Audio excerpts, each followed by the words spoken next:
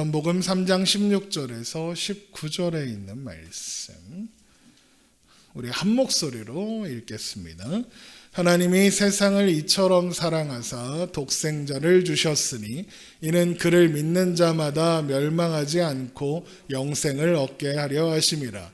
하나님이 그 아들을 세상에 보내신 것은 세상을 심판하려 하심이 아니요 그로 말미암아 세상이 구원을 받게 하려 하심이라.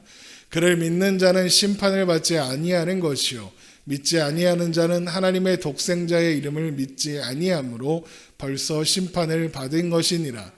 그 정죄는 이것이니 곧 빛이 세상에 왔으되 사람들이 자기 행위가 악함으로 빛보다 어둠을 더 사랑한 것이니라. 아멘. 오늘은 하나님에 대해서 이야기를 해보려고 합니다. 여러분에게 하나님은 어떤 분이신가요? 여러분의 신앙생활을 시작할 때 하나님은 어떤 분으로 소개되었고 또 이해되었으며 또 어떤 분으로 받아들이셨나요? 여러분이 하나님에 대하여 가지고 있는 이미지가 어떤 것인지 궁금합니다. 아마도 여러 가지 생각들이 떠오르실 겁니다. 그런데 그 중에서 너무나도 당연하게 우리는 하나님을 좋은 분, 나를 사랑하시는 분, 그렇게 소개받았고 그렇게 이해했으며 그렇게 받아들이고 있을 겁니다. 이 찬양 아시죠? 한번 찬양해 볼까요? 좋으신 하나님.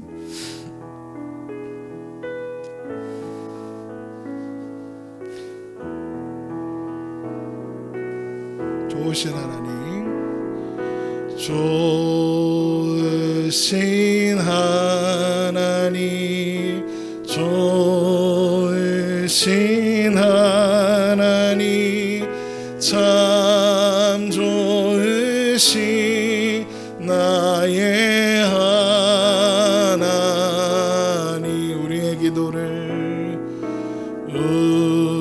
우리의 기도를 응답해 주시니 참 좋으신 나의 하나님. 한없는 축복을, 한없는 축복을 우리에게 주시니 참 좋으신 나의 하나님. 이게 우리가 하나님 앞에 갖고 있는 이미지고 내용이죠. 맞아요. 하나님은 좋은 분이십니다. 마태복음 6장 30절에 보면 이런 말씀이 있죠. 우리 함께 읽겠습니다. 오늘 있다가 내일 아궁이에 던져지는 들풀도 하나님이 이렇게 입히시거든 하물며 너희일까 보냐. 믿음이 작은 자들아, 그러므로 염려하여 이르기를 무엇을 먹을까 무엇을 마실까 무엇을 입을까 하지 말라. 이는 다 이방인들이 구하는 것이라. 너희 하늘 아버지께서 이 모든 것이 너희에게 있어야 할 줄을 아시느니라. 그런즉 너희는 먼저 그의 나라와 그의 의를 구하라. 그리하면 이 모든 것을 너희에게 더하시리라. 그러므로 내일 일을 위하여 염려하지 말라. 내일 일은 내일이 염려할 것이요 한날의 괴로움은 그날로 족하니라. 하나님은 우리 아버지시고 우리에게 있어야 할 것이 무엇인지 다 아시는 분이랍니다. 하나님은 우리의 오늘을 책임지고 인도하는 분이시죠. 그래서 우리는 내일을 염려하지 않아도 됩니다. 그 내일 또한 하나님의 뜻과 계획과 목적 안에 있을 테니까요. 또한 우리를 향한 하나님의 뜻과 계획은 언제나 선하시죠. 그래서 우리는 오늘도 내일도 두려워하지 않고 살아갈 수 있습니다. 오늘 본문의 말씀도 하나님께서 우리를 얼마나 사랑하셨는지 그것을 힘주어서 이야기합니다. 요한복음 3장 16절 우리 같이 읽겠습니다. 하나님이 세상을 이처럼 사랑하사 독생자를 주셨으니 이는 그를 믿는 자마다 멸망하지 않고 영생을 얻게 하려 하심이라. 하나님이 그 아들을 세상에 보내신 것은 세상을 심판하려 하심이 아니요 그로 말미암아 세상이 구원을 받게 하려 하심이라. 하나님이 세상을 이처럼 사랑하사 그래서 독생자 예수 그리스도를 이 땅에 보내셨고 그를 믿는 자마다 멸망하지 않고 영생을 얻게 하셨습니다. 하나님은 세상을 심판하기 위해서가 아니라 세상을 그분으로 말미암아 구원하시려고 예수님을 이 땅에 보내셨습니다. 하나님이 그렇게 사랑하신 이 세상, 그렇게 사랑하신 우리가 사랑받을 만한 어떤 조건이나 이유가 조금도 있지 않은데 하나님은 그렇게 하셨죠. 로마서 5장 8절입니다. 함께 읽습니다. 우리가 아직 죄인 되었을 때에 그리스도께서 우리를 위하여 죽으심으로 하나님께서 우리에 대한 자기의 사랑을 확증하셨느니라. 우리가 아직 죄인 되었을 때에, 그러니까 우리가 하나님 앞에 뭔가 이쁘게 보인 것이 없었을 때에, 우리에게 사랑받을 만한 이유가 조금도 없었을 때 하나님은 우리를 먼저 사랑하셨고 그래서 예수님을 이 땅에 보내주셨으며 십자가에 죽게 하셨습니다. 그리고 사흘 만에 다시 살아나게 하셔서 우리에게 영원한 생명 또한 허락하여 주셨습니다. 그런데 여러분 그런데 말입니다. 이렇게 좋은 하나님이, 이렇게 나를 사랑하신다는 하나님이 저는 가끔 불편합니다. 하나님이 나를 지으셨고 그래서 누구보다도 나를 잘 아시고 그래서 그 누구보다도 나를 더 사랑하신다는 그런 하나님이 왠지 모르게 불편합니다. 하나님은 언제나 선하시고 언제나 나를 사랑하시며 언제나 내 편이다 알겠는데 뭔가 불편해요. 놀라운 것은 그게 저만 그런 게 아니더라고요. 제가 신앙생활을 하고 목사로 살면서 그래서 사람들과 성경을 말씀을 나누고 신앙적인 고민을 나누다 보면 그렇게 똑같이 표현하지는 않지만 하나님을 불편해하는 사람들이, 하나님을 불편해하는 신자들이 생각보다 많습니다. 대놓고 말하지는 못하지만 하나님을 불편해합니다.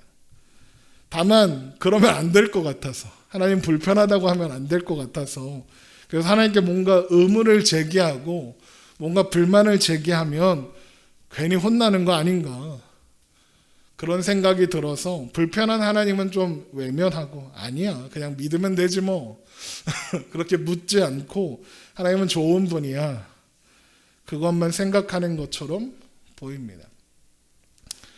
그러면 그 좋으신 하나님이 나를 그토록 사랑하신다는 그 하나님이 우리는 왜 불편하게 느껴질까요? 그 불편함에 그 깊숙이 들어가다 보면 아마도 하나님의 이면, 하나님의 다른 모습, 그게 보이기 때문일 겁니다. 독생자 예수 그리스도를 십자가에 죽게 하시기까지 우리를 사랑하신다는 분이 왜 이 세상에 수없이 많은 재해들과 재난들과 고통들을 그냥 허락하시는가? 코로나19 우리가 지금 3년이나 고생하지 않았습니까? 왜 하나님은 그런 상황을 그냥 내버려 두시는가? 그런 지구적인 재난까지 가지 않더라도 그냥 내 삶을 바라보면 하나님은 왜 내 삶에 지속적인 재난들과 고난들과 고통들을 허락하시는가? 그런 일들을 막아주시면 얼마나 좋아. 안 일어나게. 이렇게 쫙 무슨 보호막 같은 거 쫙 쳐서 아무 일도 안 일어나고 그렇게 단단하게 해주시면 얼마나 좋아. 그런 생각이 우리 마음속에 있는 거죠. 여러분 홍수나 무슨 그 지진이나 이런 거, 인간이 어떻게 할 수 없는 재난들을 불가항력적인 재난이라고 하거든요. 그러니까 불가항력은 사람의 힘으로 저항할 수 없다. 뭐 이런 뜻인데. 이걸 영어로 어떻게 쓰는지 아세요? 영어로 쓰면 이렇게 됩니다. Act of God. 번역하면 하나님의 행동이란 뜻이에요. 하나님이 행동한 거라서 사람이 어떻게 할 수가 없다. 그게 불가항력적이라는 말을 영어로 번역할 때 사용하는 표현입니다. 여러분 유명한 무신론자인 리처드 도킨스라는 사람이 있습니다. 만들어진 신이라는 책을 쓴 사람인데 제가 그 책을 읽으면서 넌 이제 큰일 났다 그러면서 읽었습니다. 넌 끝장났다. 넌 이제 큰일 났다 말면서 읽었는데 그의 책 앞부분에 보면 이런 말이 나와요. 작게 써 있는데 제가 읽어드릴게요. 구약 성경에 나오는 하나님은 틀림없이 허구에 등장하는 모든 인물 중에서 첫 번째, 지금은 하나님을 허구의 인물로 얘기를 하죠. 그러면서 뭐라고 하죠? 가장 불쾌한 인물이다. 공공연하게 질투하며 옹졸하고 부당하고 용서를 모르는 권위적 인물인데다 복수심이 강하고 피에 굶주린 종족 말살자이며 여자와 동성애자를 혐오하고 인종차별주의자이며 영아를 살해하고 심지어 자식까지도 살해하는 인물이다. 그뿐 아니라 역병을 일으키고 과대망상적이고 가학 피학성 변태 성욕자이고 예측할 수 없는 악의적인 불안당이다. 제가 이 책을 보면서 너 이제 큰일 났다 그러는 이유 아시겠죠? 뭔가 과격한 언어들은 다 때려박아가지고 하나님을 모욕하고 있습니다.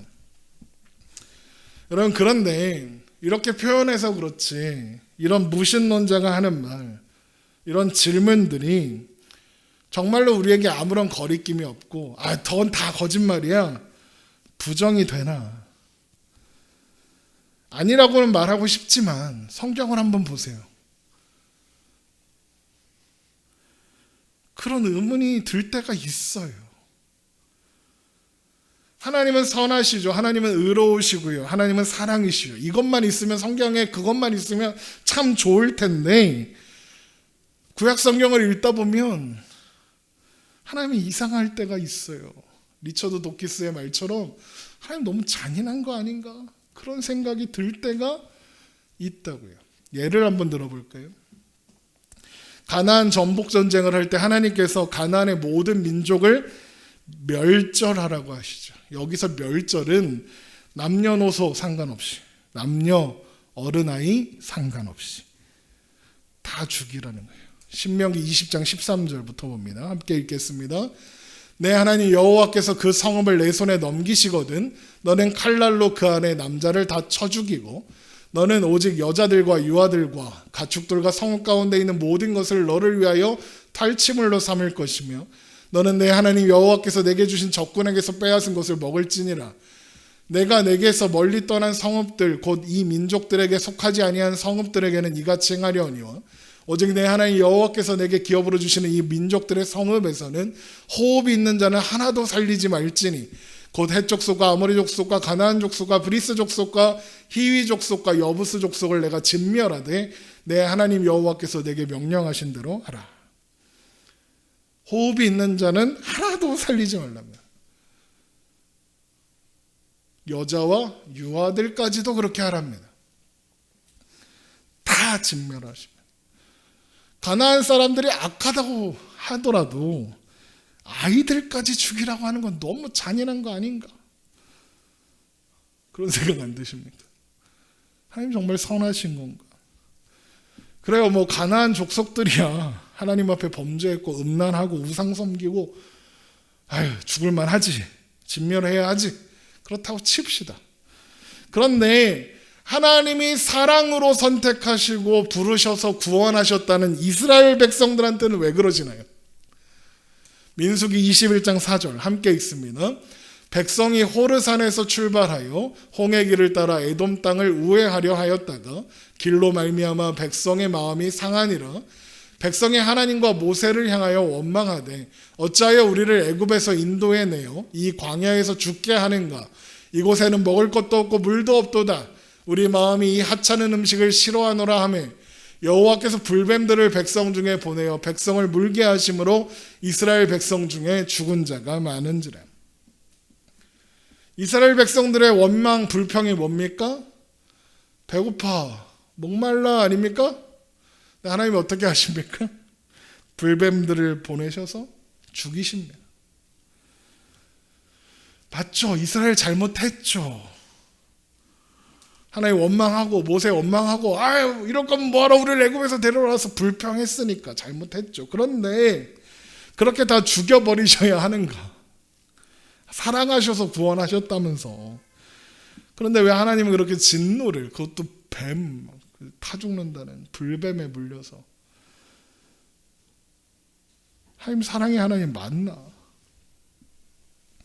또 있습니다. 12정탐꾼이 가나안에 정탐을 갑니다. 가나안은 정말로 젖과 꿀이 흐르는 그런 땅이다. 모두가 인정합니다. 그런데 두 파로 나뉘죠. 10명의 사람들은 가나안에 들어가면 가나안 정말 그런 땅인데 가나안에는 거인들이 산다. 우린 그 앞에 서니까 메뚜기 같더라. 우린 다 죽을 거다. 못 간다. 이렇게 10명이 합니다. 근데 2명 여호수아와 갈렙만이 야 걔네들 큰 거 맞아. 걔네들 거인인 거 맞고 힘센 거 맞고 잘 싸우게 생긴 거 맞아. 그런데 이 땅이 하나님이 주신 땅이야. 하나님께서 앞서가실 거야. 그러니까 승리할 수 있어. 걱정하지 말고 들어가자. 그럽니다.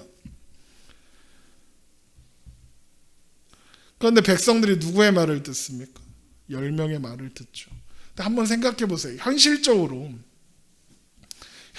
보자고요. 전쟁을 하는데 저쪽은 핵무기랑 막 탱크랑 막 전투기랑 막 있어요. 근데 우리는 짱이 있어요. 믿음으로 싸울 겁니까? 이게 되는 싸움입니까? 쟤네는 막 총 들고 막 나오는데 우리는 식칼이 있어요. 하나님이 함께 하실 거니까 믿음으로 싸우자. 이게 쉽게 되냐고요. 현실주의자와 이상주의자의 싸움이에요. 그리고 우리의 현실에서 이상주의자는 져요. 현실적으로 말이 안 되잖아요. 그래서 백성들이 현실적인 시각으로 본 거예요. 그래서 모세를 원망하고 하나님을 원망하면서 모세를 죽이려고 그래요. 돌로 쳐서. 그랬더니 하나님 어떻게 하시냐? 모세를 백성들의 손에서 건져내시고는 이러세요. 민수기 14장 11절 함께 읽겠습니다. 여호와께서 모세에게 이르시되 이 백성이 어느 때까지 나를 멸시하겠느냐? 내가 그들 중에 많은 이적을 행하였으나 어느 때까지 나를 믿지 않겠느냐? 내가 전염병으로 그들을 쳐서 멸하고 내가 내게 그들보다 크고 강한 나라를 이루게 하리라. 다 죽여버리시겠다. 모세 하나 남겨서 새로운 민족을 만들겠답니다. 사랑하시고 불쌍히 여기셔서 구원한 백성들을 가나안 코앞까지 데려와 놓고는 거기서 다 죽이시겠답니다. 사랑의 하나님 맞나요? 이상하지 않아요? 아니 뭐 구약 성경까지 갈 것도 없이 우리 삶을 보세요. 여러분 우리 삶에 늘 만족과 기쁨과 평안이 가득합니까? 우리의 삶에는 여전히 불만족과 아픔과 어려움이 존재합니다. 저는 요즘에 답답해 죽겠어요. 아무것도 못해서. 책도 못 봐. 설교 준비도 어려워. 그렇다고 돌아다니면 어지러워. 가만히 있으면 어지러워. 죽겠습니다. 와, 이렇게 답답해요. 내일 일을 염려하지 말라. 하나님 하셨죠. 내일 일이 염려가 안 됩니까? 우리가 그런 형편인가요? 내일 걱정 안 하고 살 수 있나요? 나중에 은퇴해서 60, 70 먹고 은퇴해서 뭐 먹고 살지 걱정 안 된다고요? 거짓말이죠. 결혼하면 결혼을 할 수 있을까? 뭐 취업을 할 수 있을까? 걱정 안 된다고요? 대학은 갈 수 있을까? 걱정 안 된다고요? 우리는 늘 염려해요. 우린 그럴 만한 형편이 되질 않아요. 시편 13편 1절의 말씀이에요. 다윗의 시인데요. 우리 함께 읽습니다. 여호와여 어느 때까지이니까 나를 영원히 잊으시나이까? 주의 얼굴을 나에게서 어느 때까지 숨기시겠나이까? 나의 영혼이 번민하고 종일토록 마음에 근심하기를 어느 때까지 하오며 내 원수가 나를 치며 자랑하기를 어느 때까지 하리까? 다윗이 뭐라 그럽니까? 하나님 언제까지 이래야 됩니까? 하나님 왜 나를 이렇게 근심과 고통 속에 내버려 두십니까? 다윗도 그랬는데 우리의 삶은 그렇습니다. 우리의 삶에도 그런 탄식과 좌절이 찾아옵니다. 하나님이 이해가 안 됩니다. 생각해 보세요. 기골이 장대한 적들이 우글거리는 가나안 앞에 두려워하며 하나님을 원망하는 이스라엘 백성들의 그 탄식, 그게 우리랑 크게 다른가요? 우리에게는 평안과 안전이 너무 필요하잖아요.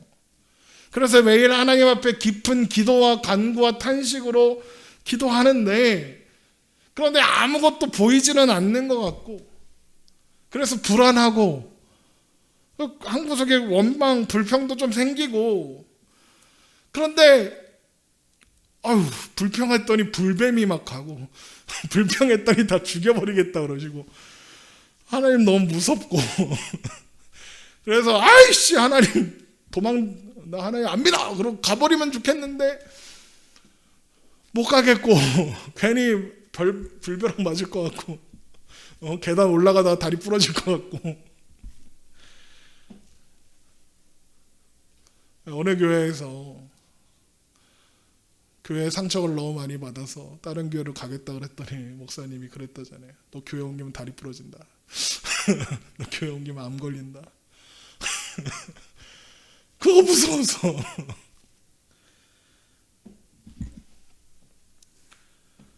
하나님이 이방 민족들을 향해서 화내시는 거 좀 너무한 것 같긴 하지만 그럴 수 있어. 죄가 많으니까. 그런데 이스라엘 백성들한테는 왜 그러시냐고. 하나님이 자기 백성을 향해서도 끝장을 보려고 하시잖아. 아니 이게 뭐예요? 하나님 백성, 하나님 자녀라면서요. 하나님 사랑하신다면서요. 여러분, 우리는 그런 하나님이 불편한 겁니다. 왜 그런 하나님이 불편하냐?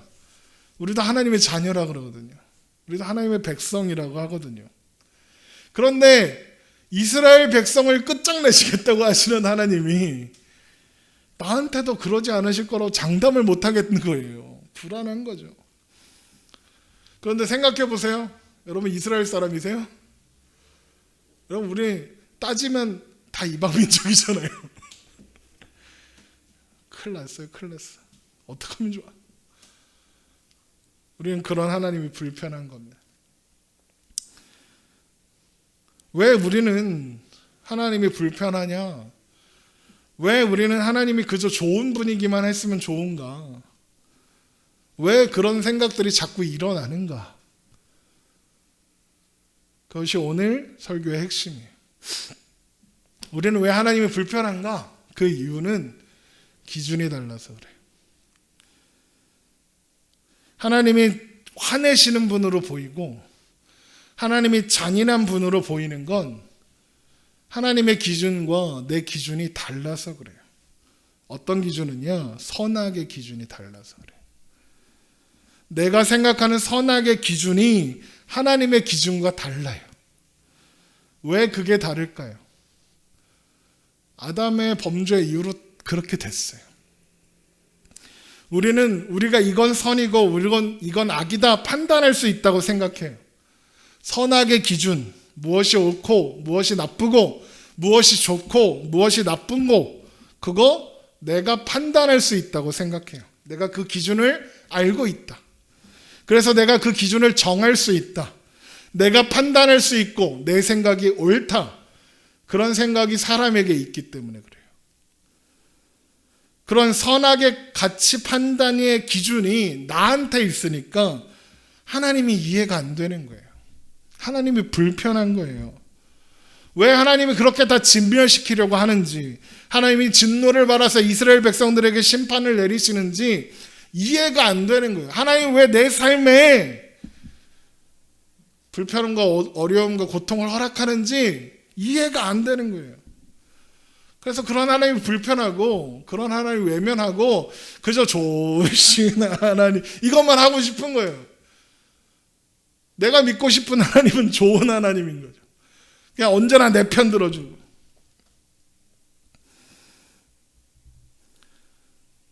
그런데 주님이요, 예수님께서 하나님의 사랑을 가장 잘 표현하고 있는 요한복음 3장 16절에 이어서 이런 말씀을 하세요. 요한복음 3장 18절 함께 읽습니다.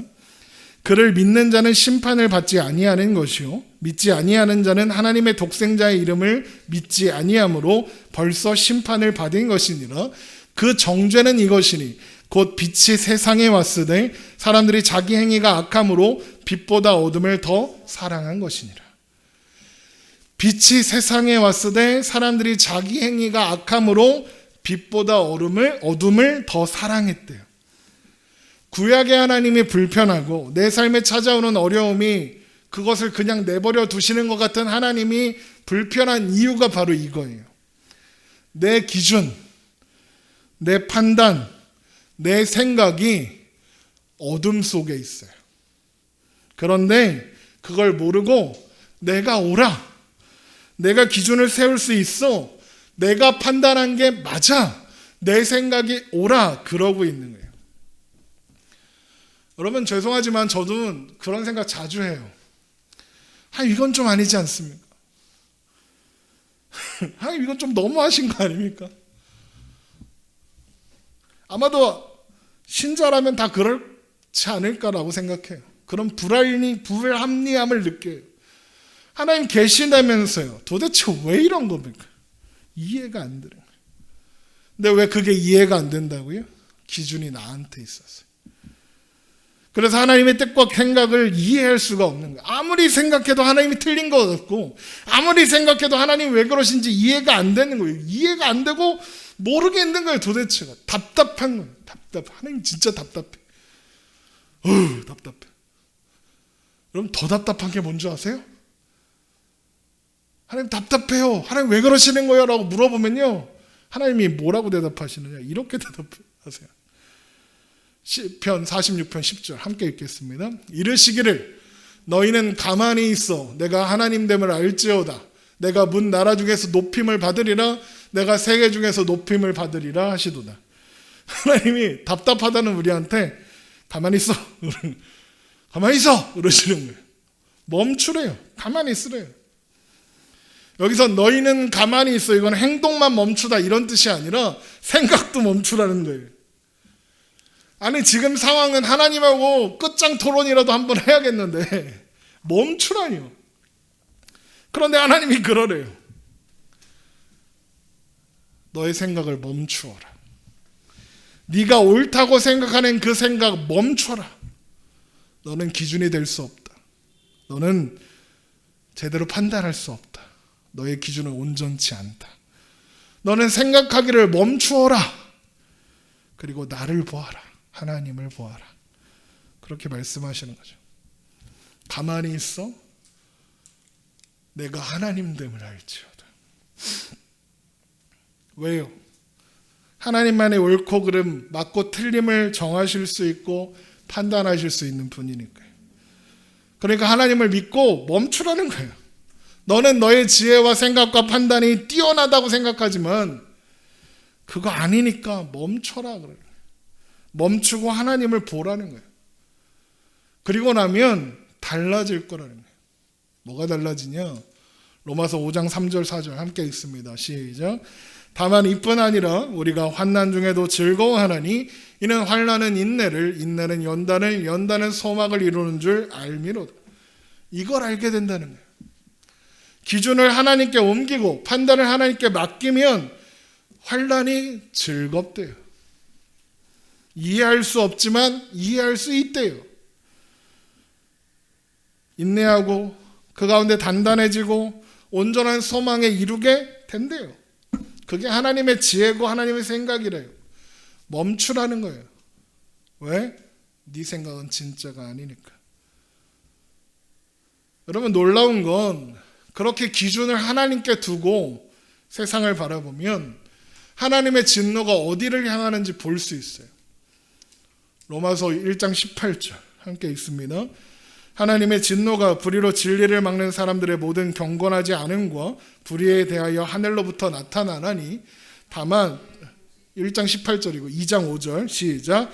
다만 내 고집과 회개하지 아니한 마음을 따라 진노의 날 곧 하나님의 의로우신 심판이 나타나는 그날에 임할 진노를 내게 쌓는노다. 하나님의 진노가 향하는 건 불의로 진리를 막는 사람들이고, 그래서 그들에게 하나님의 진노의 날이 임할 건데 고집과 회개하지 않는 마음이 하나님의 진노를 쌓고 있대요. 그런데 그들이 불의한 이유가 뭐냐?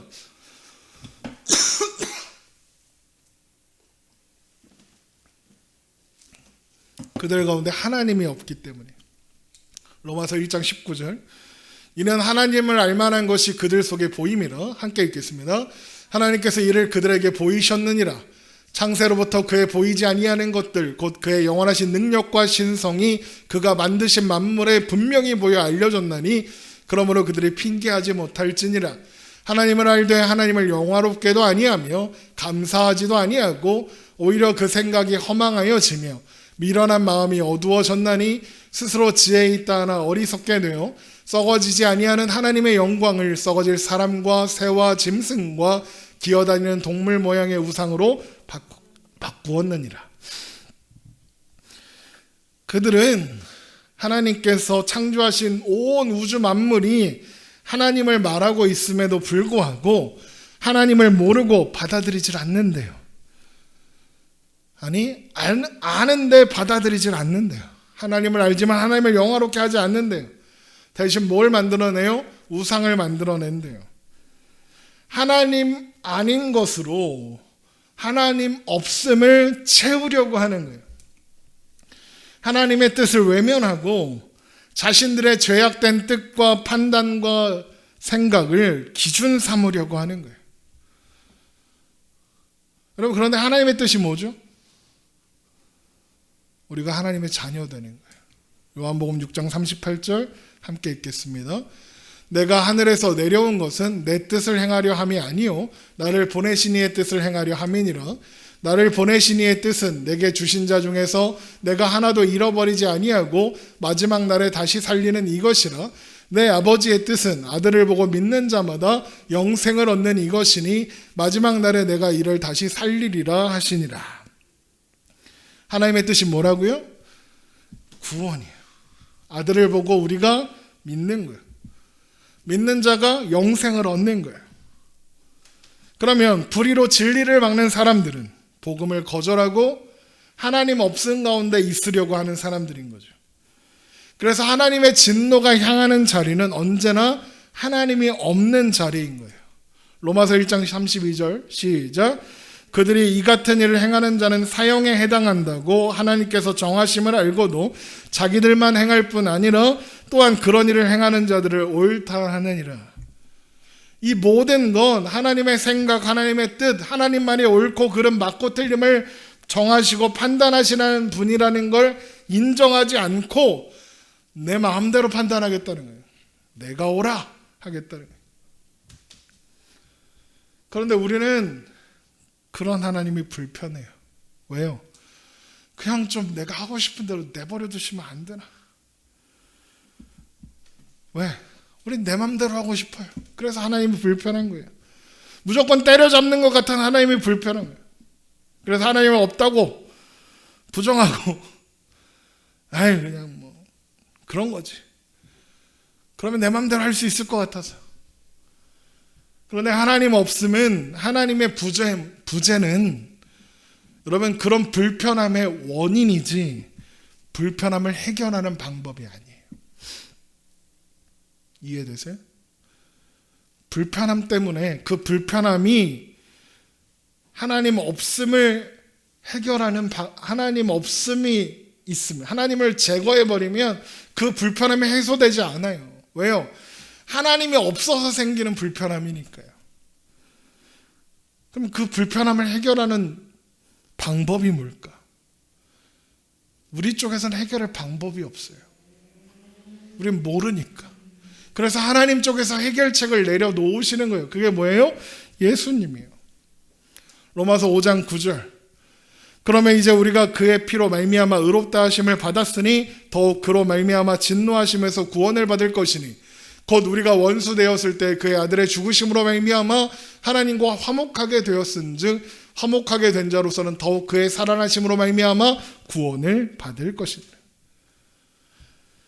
하나님의 진노를 피하고 하나님이 불편한 것을 피할 수 있는 유일한 방법은 예수 그리스도로 말미암아 하나님과 화목하게 되는 거예요. 하나님과 불편하니까 하나님하고 친해지려면 하나님 예수 그리스도의 피로 말미암아 구원받는 것밖에 없다는 거예요. 로마서 3장 24절 같이 읽습니다. 시작. 그리스도 예수 안에 있는 성령으로 말미암아 하나님의 은혜로 값없이 의롭다 하심을 얻은 자 되었느니라. 이렇게 되어야 하나님과의 불편함이 사라진다는 거예요. 그 불편함을 해결할 유일한 길이 예수 그리스도라는 거예요. 여러분, 우리는 바로 이걸 끊임없이 확인하고 점검해야 해요. 여러분, 하나님만이 모든 기준의 기준이세요. 모든 것의 기준이세요. 선악의 판단은 물론 하나님이 생사회복을 주관하신다는 거예요. 그리고 그 모든 주관하심은 바로 하나님의 선하심으로부터 출발해서 우리를 선하게 언제나 인도하신다니까. 그걸 믿는 믿음, 그게 우리가 확인해야 하는 믿음이에요. 우리가 가져가는 믿음의 내용이고요. 그래서 로마서 8장 28절 함께 읽습니다. 시작. 우리가 알거니와 하나님을 사랑하는 자 곧 그의 뜻대로 부르심을 입은 자들에게는 모든 것이 합력하여 선을 이루느니라. 우리에게 뭔가 불편한 하나님은 어쩌면 우리 안에 남아있는 그 죄의 씨앗들이 우리를 자꾸 넘어뜨리려고 하기 때문에 일어나는 현상인 거예요. 야, 너 하나님의 자녀 아니야. 하나님 나쁜 존재야. 하나님 불편하지? 하나님 떠나. 이렇게 자꾸 유혹하는 거예요. 그래서 바울은 고린도전서 10장 12절에 그런즉 선줄로 생각하는 자는 넘어질까 조심하라 그래요. 우리는 몰라요. 맞아요. 하나님 왜 그렇게 하시는지 몰라요. 이해할 수가 없어요. 그런데 그걸 인정하는 것부터 시작해요. 그래야 돼요. 물론 설명할 수 있어요. 예를 들어서 가나안 족속을 멸절하라. 그건 그들을 심판하기 위해서이고 하나님의 백성들이 우상 숭배와 가나안 백성들의 죄악된 풍습으로부터 하나님의 백성들을 보호하시기 위해서, 하나님이 이스라엘 백성들을 향해서 진노하신 건 죽이시기 위하고 멸망시키기 위한 게 아니라 고치기 위한 거예요. 부모가 자녀를 회초리로 때리는 것처럼 백성 만들려고, 사람 만들려고 하시는 거다. 이런 식으로 설명할 수 있죠. 그러나 제가 오늘 여러분에게 드리려는 이야기는 우리는 하나님의 생각과 지혜와 판단이 언제나 선하시고 언제나 높으시며 때론 우리가 알 수도 없고 이해할 수도 없는 그런 일을 행하시는 분임을 고백하되 그분은 언제나 선하시다. 때로는 그 선이 내가 원하는 방식, 내가 기뻐하는 방식이 아니더라도 하나님은 선하시다. 그렇게 고백하는 자리로 가야 한다는 거예요. 여러분, 그런 실패를 겪었으나 결국에는 그런 믿음의 자리에 서게 된 사람이 있어요. 그게 누군지 아세요? 욥이에요. 여러분, 욥기를 한번 읽어보세요. 우리가 욥 그러면 고난 가운데도 하나님을 배반하지 않은, 믿음을 포기하지 않은 대단한 믿음의 사람 뭐 이러는데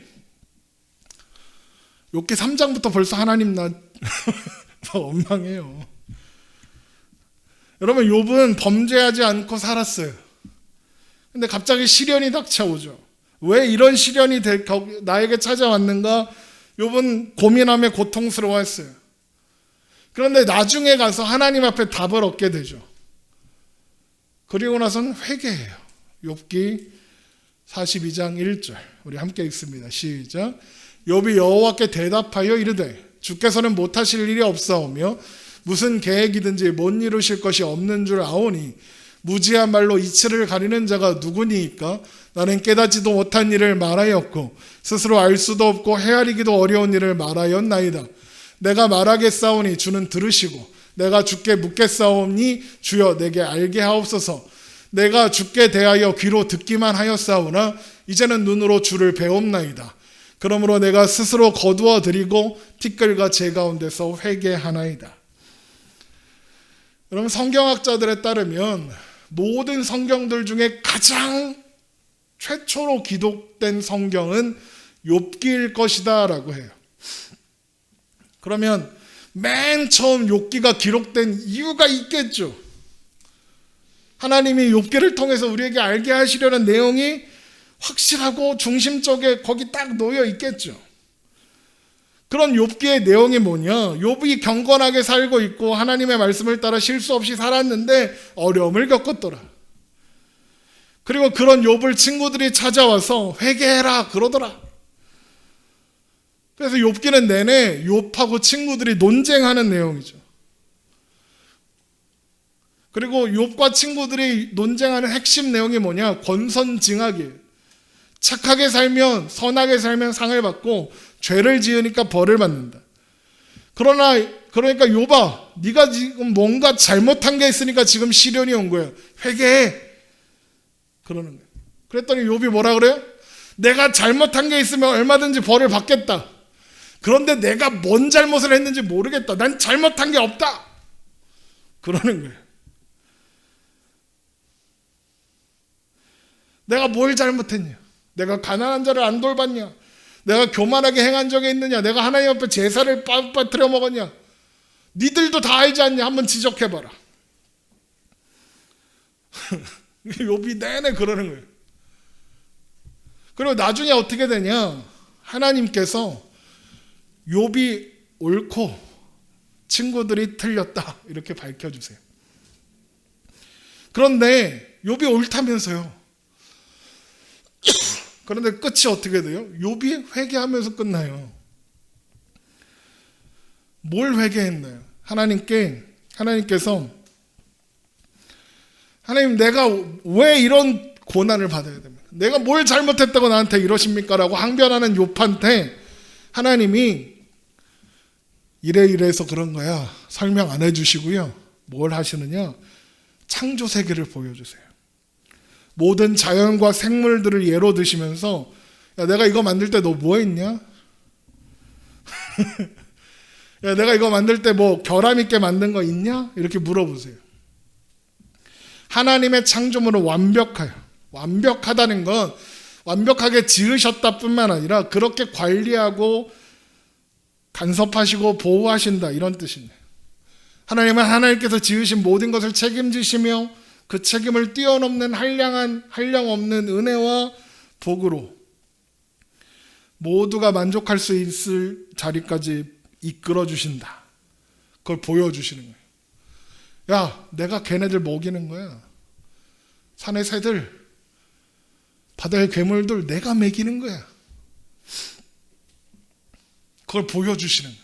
그러자니까 욥이 항복하는 거예요. 하나님께서는 정의의 심판자로 우리가 어떻게 하나 지켜보다가 넌 상, 넌 벌 이렇게 하는 분이 아니라 우리 인생을 존재하게 하시고 인도하시며 우리의 생각과 초월하여, 우리의 생각과 소원과 소망과 계획을 초월하여 더 높은 우리의 최선이 아니라 하나님의 최선으로, 하나님의 수준과 내용 속에서 우리를 인도하시고 간섭하시고 보호하시고, 그래서 하나님께서 뜻하신 완성의 자리까지 하나님을 담는 길로 인도하신다는 거예요.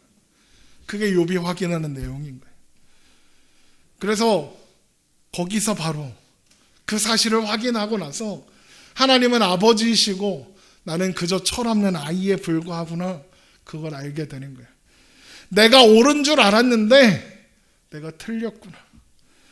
그래서 내가 주께 귀로 듣기만 하였사오나 이제는 눈으로 주를 배웁나이다, 이렇게 회개하는 거예요.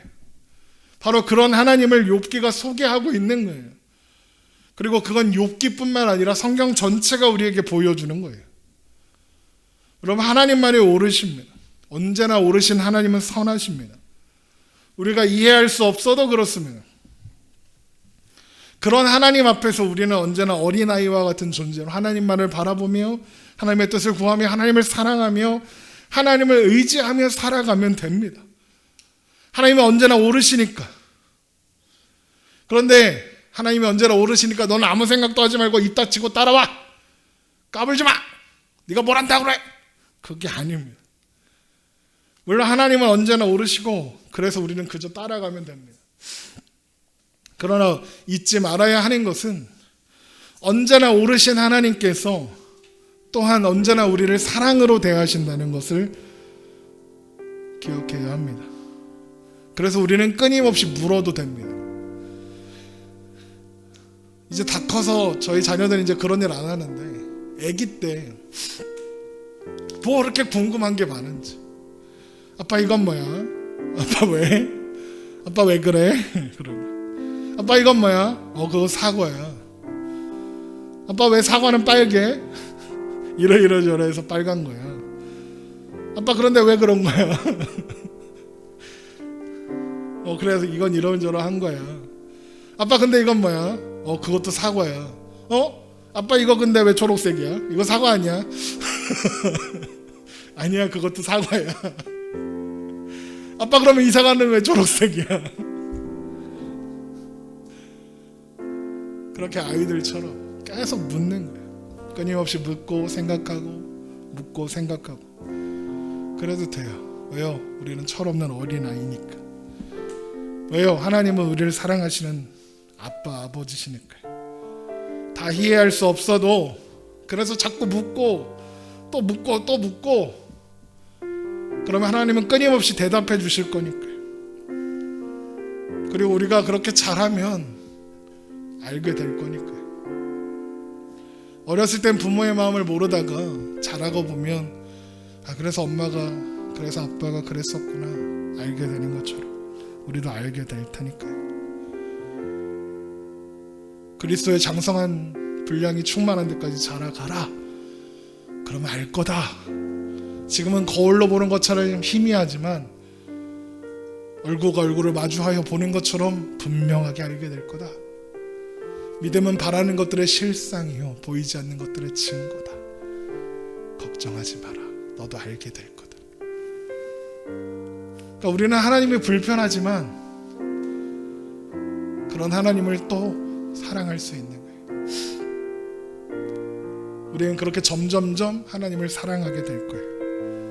언제나 오르신 하나님께서 또한 언제나 우리를 사랑하신다는 이 사실을 여러분 기억하시며 또 잊지 않으며 그렇게 하나님을 조금씩 더 가까이 알아 나아가는 저와 여러분 되기를 주님의 이름으로 축원합니다. 기도하겠습니다.